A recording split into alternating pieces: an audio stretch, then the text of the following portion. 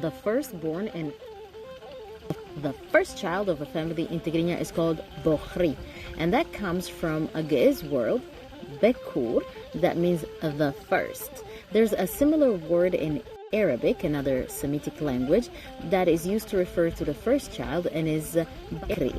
This word is also used as a first name for a firstborn child. The last born of a family and the youngest in Tigrinya, and the best, if you ask me, is Hissas Lidde. And Hissas comes from the word Mehensas, that means to wipe really well, to clean.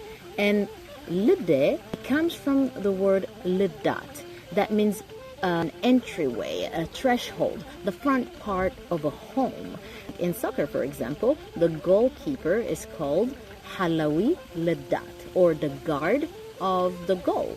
And figuratively, Liddat is also used to refer to a mother's belly because it is technically the door to the child home, the womb. So Hissas Lidde literally means Ne adiu mahatsen hansisu zuwatse, or the one who has gotten out wiping his mother's womb, because after him there will be no more children. He's the last one.